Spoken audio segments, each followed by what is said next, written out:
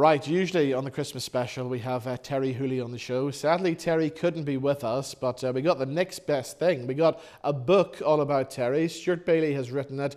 He joins us now, along with the broadcasting legend George Jones as well. Guys, welcome. Thank you. Good to see both of you. I'm going to start with Stuart because this book, I've just had a flick through it, and the photographs in it are just absolutely fabulous. It's my tribute to a pal, and someone, as a young person, I looked up to him. And the doctors told him he would never make 30, and here he is approaching his 75th birthday. And I think he's as surprised as anyone else is to be reaching such an accolade. And I just thought it was a nice time to take stock. And obviously there's been a film, there's been a stage musical, and I kind of felt he's getting a little bit of a caricature, and I thought I'm going to write my version of Terri, which is someone that's done a lot more and he's got a lot more personality and facets to him than maybe people think. You had to dig deep into the archives in his attic and stuff like this, and there's stuff in here that people have never heard of and never seen before, isn't there? Well, there's a lot of pictures that have never been seen before. Close to the end of the book, and I was getting a wee bit nervous, he went, "We'd better go up to the attic." Yeah. And we went into the attic, and it's not organized. There's just boxes and boxes and boxes. But you open a box and it's like the entire back catalogue of Good Vibrations, pristine, these beautiful records that he put out, and pictures of his family and his father, who was in the Atlantic convoys during Second World War, and pictures of himself as a tearaway. He was involved in civic disruption. He was protesting against war in Vietnam when he was 15, 16. He found letters from Bill Clinton commending him on what he's done, and so it's a great life.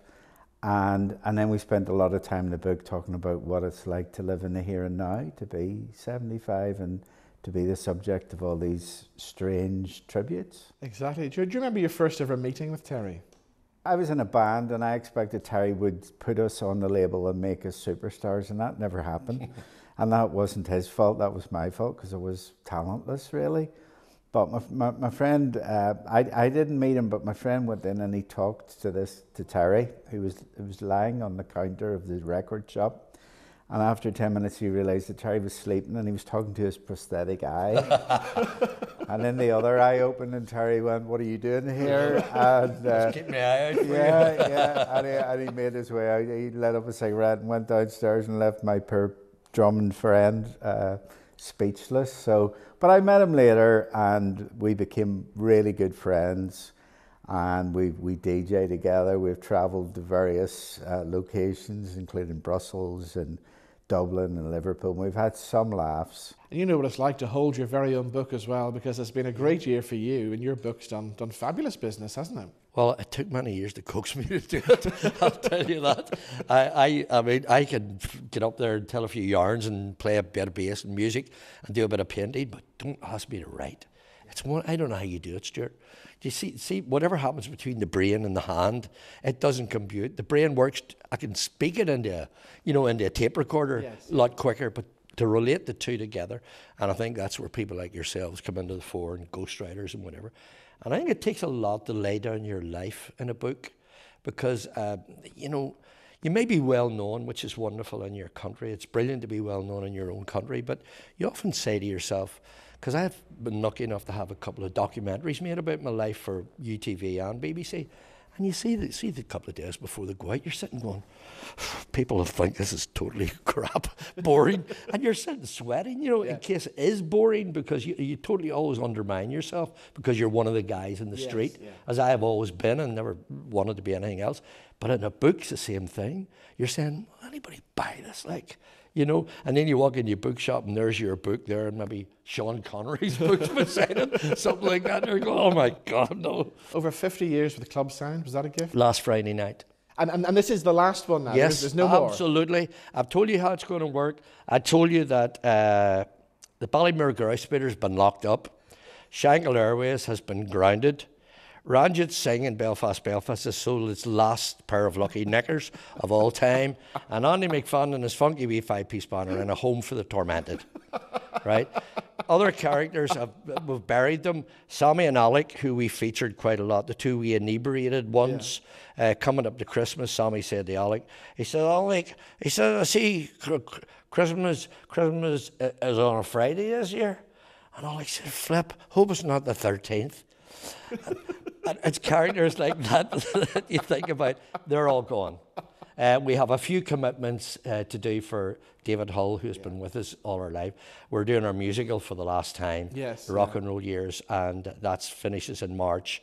And we're doing 3 final dates for David as Clubsound with Roy Walker, Jimmy Cricket, Adrian Walsh, and we're bringing Jean Fitzpatrick hopefully back on the stage, as Jean, as you know, has gone through a hard time. But once that's gone, we're all going our separate ways. I mean, we haven't really played together since last March. They brought us together for that night at the Ramble. That was a favour to the McLaren family. And it was bung, and it was so lovely to see people shouting up, you know, play this, play. We had 6 albums, you couldn't play them all at one night.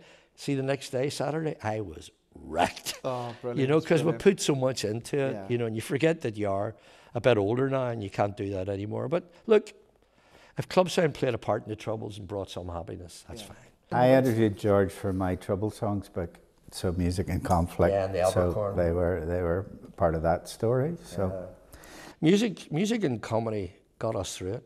Rob, you would agree with that, Stuart? I'm sure. Music and comedy and speaking the truth when it had to be spoken. You know, that was part of it as well. And it's been a strange year, saying goodbye to Sinead O'Connor and Shane McGowan and various other Christy people. Dignam as well. So the legends and pioneers and what they believed and what they did. Bless them all. Hopefully, we've got positive stuff to look forward to in 2024. You know, so what a band in heaven. Yeah, exactly. I want to be part of that. But bless music for those voices and those people and. You know, to be able to dance in a church, you know, at a funeral, that's something it's incredible. Amazing. I watched that. And you know, I was looking, somebody put something up on Facebook the day, and I watched and witnessed one of the finest versions of a James Taylor song I'd ever heard in my life. And it was Carolina on My Mind, a tribute to James Taylor that night.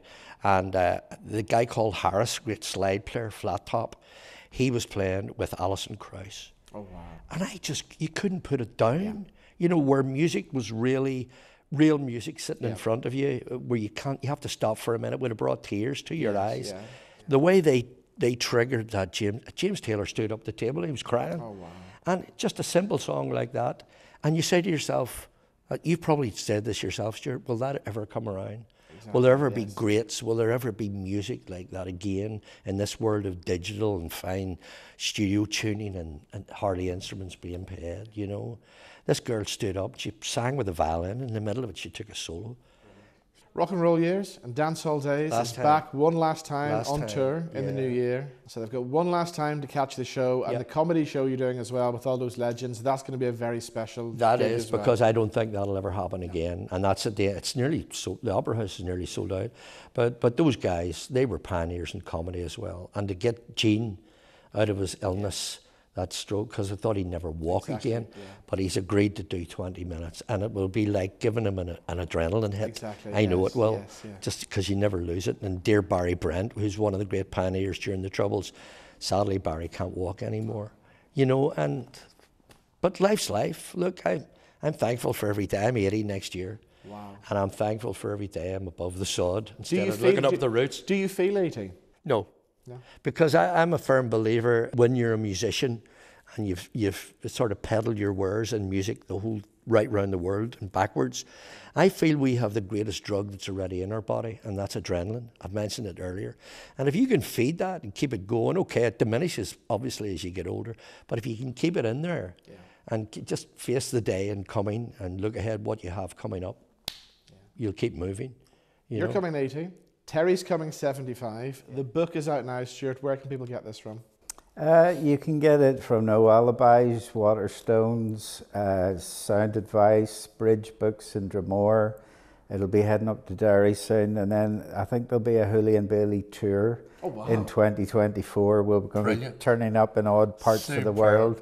So, and is he going to perform on the tour like he did at the book launch? I think he will. Yeah, Oh, wow. I think you put a microphone in front of him, and he's still an unstoppable force. I love the way you had all those outlets all rehearsed. They were brilliant. It was like a script. It just came out. I'm the bloke that's carrying them into the shop, so I know where they all are. Brilliant. Well, Stuart and George, good to see you guys. Merry Thank you, Christmas. Robin. Thank you. Cheers.